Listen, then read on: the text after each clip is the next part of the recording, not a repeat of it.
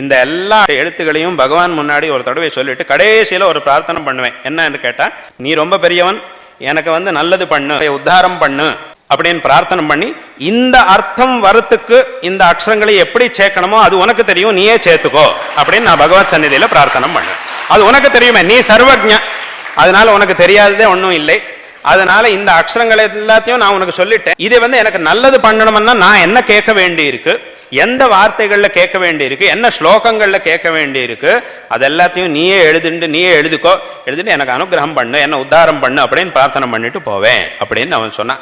அது கேட்டா அவருக்கே ரொம்ப ஆச்சரியம். யாரப்பா நீ படிக்காதவன் அப்படின்னு யாரப்பா சொன்னது?